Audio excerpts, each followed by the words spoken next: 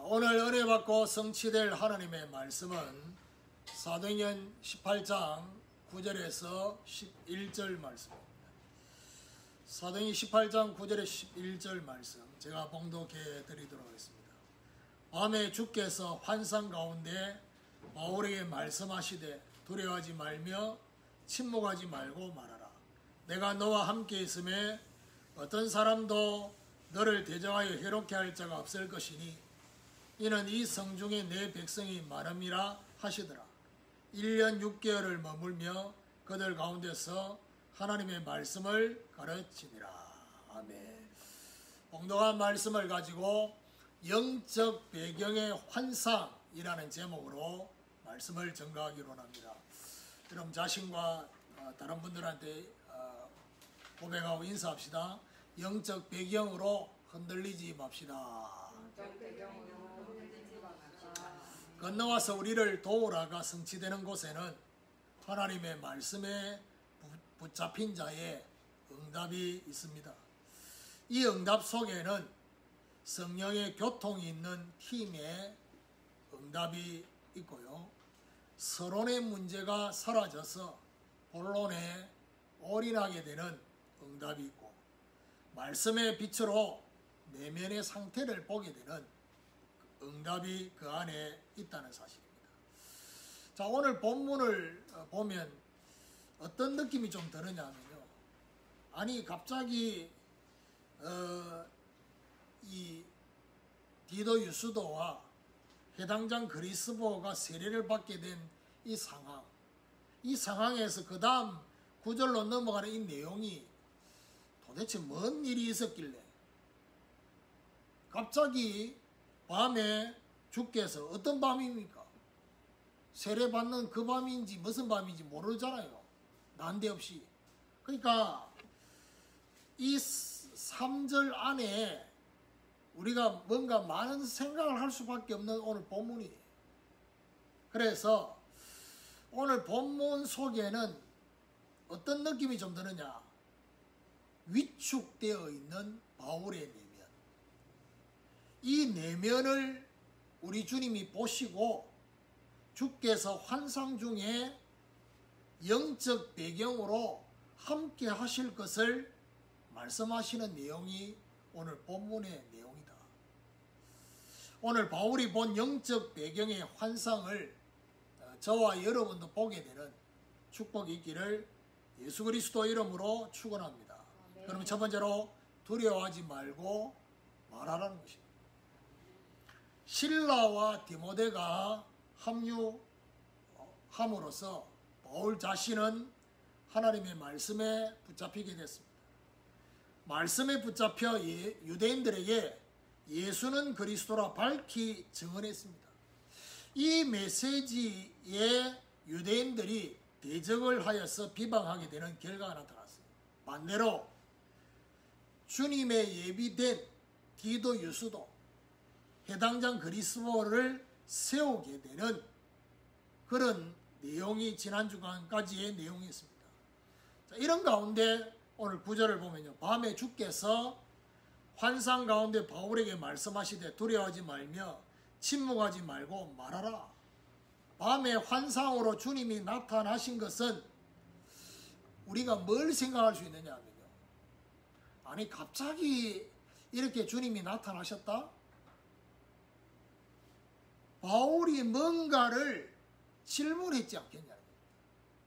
속으로, 심령에 무언가를 질문했기 때문에 거기에 대한 답으로 주님께서 말씀하고 계시는 느낌이에요.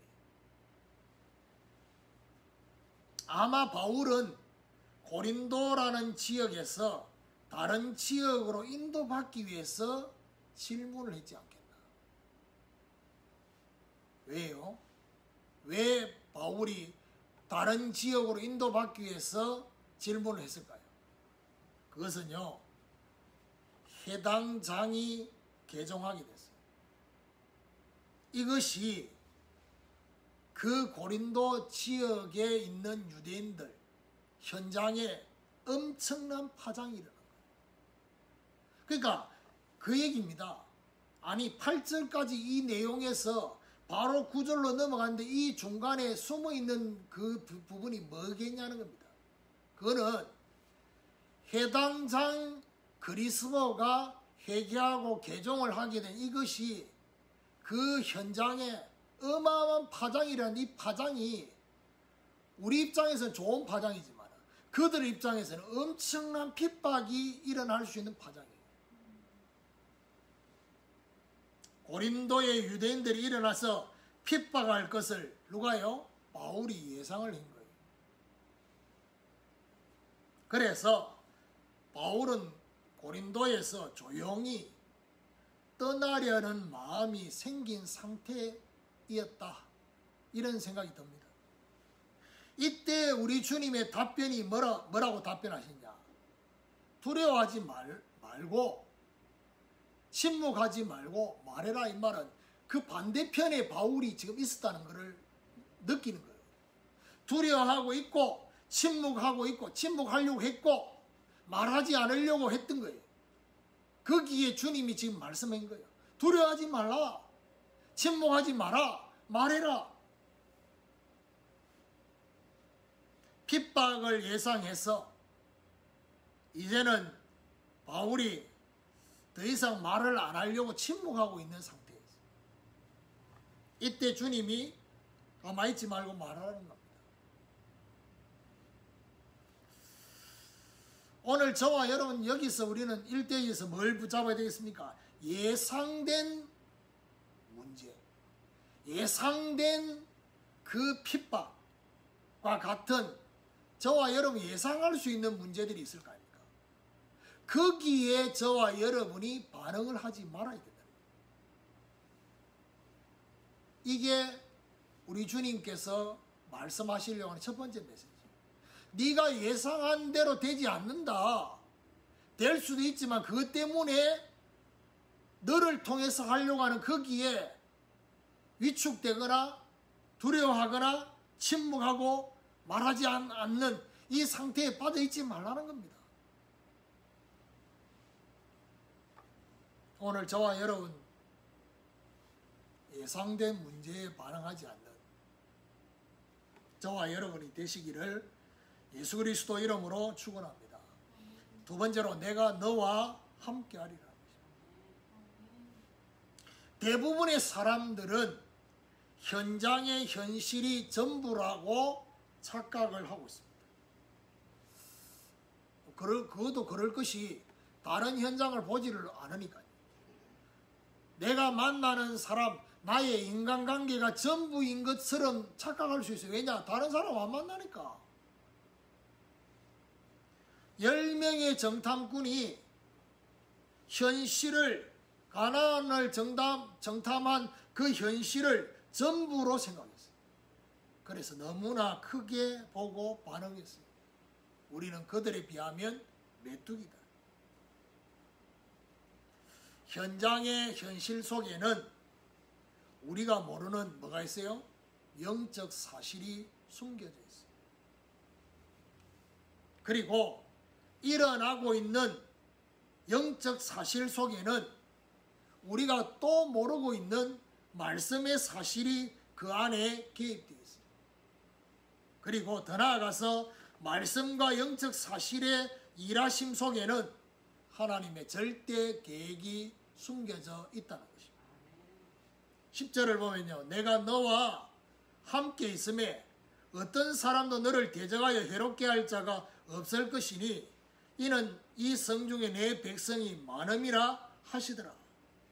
이런 가운데 주님께서 바울에게 내가 너와 함께 하겠다라고 말씀하고 있습니다. 성도에게 있어서 가장 큰 배경, 전도자에게 있어서 가장 큰 영적 배경이 뭡니까? 주님이 함께 하시겠다는 겁니다. 그것으로 끝입니다. 문제는 현장의 상황이 문제가 아닙니다. 사람들의 반응이 문제가 아닙니다. 주님이 함께 하느냐 안 하느냐 이게 중요한 겁니다. 주님이 함께 하겠다고 하시면서 그 다음 뭐라 하느냐? 어떤 사람도 너를 대적하여 해롭게 할 자가 없을 것이다. 대적할 자는 있을 수 있어요. 그렇지만은 해롭게 할 자가 없다고 했습니다. 아니, 대적할 자도 없으면 좋겠는데 사단이 존재하잖아요. 그러니까 우리 주님이 70인 제자들을 현장에 보내놓고 이 70인 제자들이 현장에 갔다 와서 흥분해서 보고하는 내용입니다. 누가복음 10장 19절 20절. 어떤 내용이냐면요, 귀신들이 항복한 걸 본 거예요. 얼마나 흥분이 되겠어요. 한 번도 본 적이 없는데. 여러분, 흑암의 역사를 봐도 흥분되는데 놀라잖아요. 그 흑암이 꺾이는 역사를 본 거예요. 흥분될 수밖에 없어요. 그때 예수님이 말하냐, 내가 너에게 뱀과 정갈을 밟으며 원수의 모든 능력을 제어할 권세를 줬지 않냐? 너희를 해할 자가 결단코 없지 않냐? 근데 거기서 끝나지 않습니다. 그러나 귀신이 너에게 항복하는 것으로 기뻐하지 말고 너희 이름이 하늘나라 생명책에 기록된 것 때문에 기뻐해라. 무슨 말입니까? 함께 하시는 신분 때문에 권세가 나타날 수밖에 없다. 여호수아 1장 5절에 뭐라고 말합니까? 내가 모세와 함께한 것처럼 너와 함께할 것이다. 그래서 너를 능히, 평생에 너를 능히 당할 자가 없을 것이다. 대적하는 자가 있어도 함께 하심으로 승리가 보장되어진 주님의 메시지였어요. 오늘 우리도 주님의 함께 하심으로, 주님이 함께 하시는 영적인 배경으로 흔들리지 말아야 돼요. 그렇죠? 저와 여러분을 흔드는 사람이 분명히 있어요. 흔드는 여러 가지 요소들이 있습니다. 거기에 흔들리지 말아요. 주님이 함께 하시는 이것 때문에. 그러니까 지금 예배 형식을 갖추고 있지 않기 때문에 제가 기원 기도를 안 하잖아요. 그렇지만 저는 이제 메시지, 이미 준비된 메시지를 어제 오늘 아침에 일어나서 보거든요. 원고를 보면 그 위에다가 인사할 거 적고 그 다음에 습관이 되다 보니까 기원 성경도 적습니다. 단 읽지를 않을 뿐이지. 오늘 기원 성경을 내가 뭘 적은 줄 압니까? 이사야 41장 10절이에요. 두려워하지 말라. 내가 너와 함께함이니라. 놀라지 말라. 나는 내 하나님이 됨이니라. 내가 너를 굳세게 하리라. 참으로 너를 도와주리라. 참으로 나의 의로운 오른손 너를 붙들리라. 이럴 거니까 두려워하지 말고 놀라지 말라. 세 번째로 머물며 가르치니라. 자, 주님께서는 함께 하신다고 하시면서 그것을 끝나지 않습니다. 아이고, 함께 하겠다, 너무 감사합니다 이랬는데 주님이 그것을 끝나지 않고 뭐라냐, 감당해야 할 사명을 알려주셨어요. 뭐라고 말합니까? 주님께서 이 성중에 내 백성이 많음이니라 바울에게 말씀하셨어요. 그 말은 무슨 말이죠? 오늘 우리에게 뭐라느냐, 네가 지금 걱정하고 네 마음이 두렵고 침묵하고 그게 끝이 아니야. 앞으로 해야 될 게 너무 많고 너를 통해서 영광받을 계획이 더 많아. 그 말이잖아요. 주님께서 택해 놓으신 구원받을 영혼이 너무나 많이 있다는 의미가 이 안에 있어요. 무슨 말이죠? 핍박자만 보고 다른 곳으로 이동하지 말라는 의미가 있는 거예요. 11절에 1년 6개월을 머물며 그들 가운데서 하나님의 말씀을 가르치니라. 그러니까 오늘 이 본문의 이 말씀 속에는 바울의 심정이 가려고 했는데 머물렀단 말이에요. 이 주님의 말씀을 듣고 바울은 1년 6개월을 머물게 되어졌습니다. 바울이 1년 6개월을 거기 머물렀다는 것은 뭘 말합니까? 거기에 거주했다는 겁니다. 그러면서 1년 6개월 동안 하나님의 말씀을 가르쳤다라고 말씀하고 있습니다. 이거 뭘 말하죠? 복음 메시지뿐만 아니라 전도 운동을 위해서 양육하면서 훈련했다는 거죠. 1년 6개월 동안. 자, 이런 걸 보면 우리에게 하나님이 뭘 원하시느냐? 잠깐의 복음 전하는 전도에 쓰임 받는 게 아니라 그 이후까지도 하나님이 저와 여러분을 서시기고자 하는 부분이 분명히 있다는 거예요. 여러분, 1년 6개월 동안 있을 동안에 어떤 일이 벌어지냐? 인접지역이, 고린도라는 지역에 인접지역이 뭐가 있냐? 겐그리아가 있어요. 여러분, 겐그리아 지역까지 가서 바울팀이 복음을 전가하게 됩니다. 그때 훈련되어진 인물이 누구냐? 로마서 16장의 첫 번째 인물이에요. 로마서 16장 1절에 겐그리아 교회의 일꾼된 베베. 고린도라는 지역에만 역사가 일어난 게 아니라 1년 6개월 동안 있을 동안에 옆에 있는 겐그리아 지역까지도 영향을 준 거예요.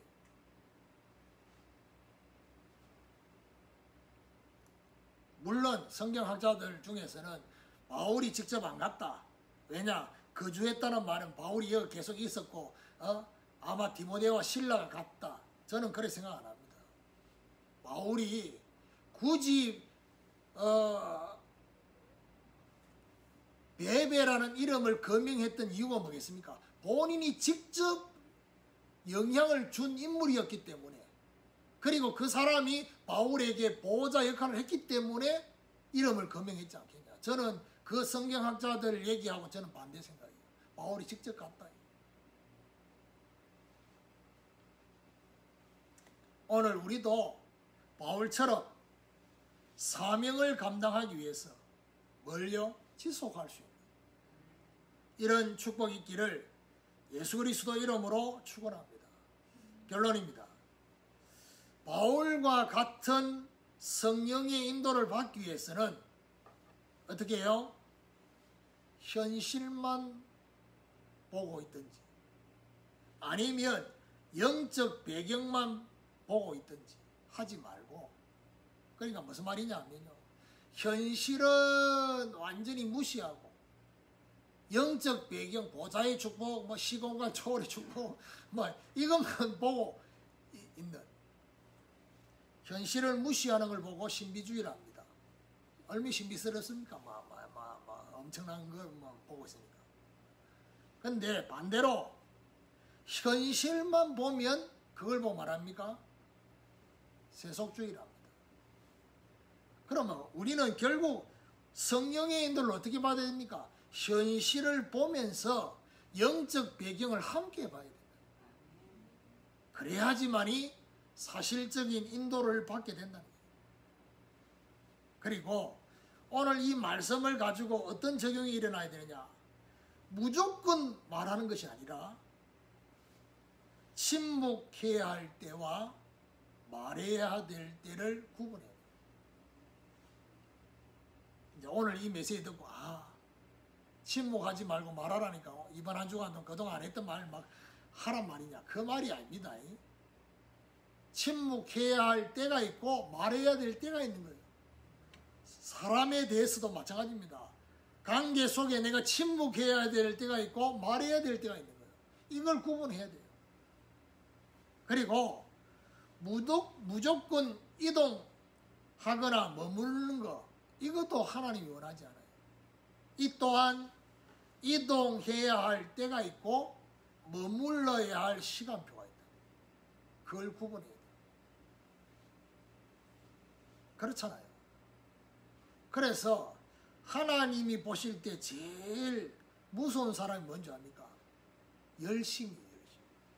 뭘 자꾸 만들어가지고 뭘 하는 사람을 하나님은 겁나하지 않지만은 걱정스러워. 그러니까 무슨 말이냐? 하나님이 지금 아직 하나님이 움직이지 않는데 자꾸 움직여가지고 이렇게 주님 따라오세요. 내가 먼저 갈 테니까 따라오시라고. 그래서 마치 하나님이 저와 여러분 인생에 뭔가 수습하시는 분처럼 자꾸 그게 아니라니까요. 움직여야 될 시간표가, 움직일 수밖에 없는 모든 것들이, 환경이나 모든 것들이 그럴 때가 있잖아요. 그런 거 보면요, 움직여야 될 때가 아닌데 움직인다든지 또 움직일 거라고 또 미리 말한다든지 그럴 필요가 없는 거예요. 하나님이 구체적인 사인을 여러 가지를 통해 주실 건데. 그래서 오늘 이 3절 안에 이 내용은 우리에게 많은 것들을 생각하게 만드는 말씀이에요. 오늘 저와 여러분에게도 하나님께서 말씀하시는 부분이 분명히 있을 거예요. 결론에서 우리가 붙잡아야 될 것은 뭡니까? 사실적인 성령 인도예요. 이래야 된다가 아닙니다. 하나님이 그렇게 하시는 시간표를 정확하게 봐야 된다. 오늘부터 영적 배경의 환상을 보고 사실적인 성령의 인도받는 이런 축복이 있기를 예수 그리스도 이름으로 축원합니다.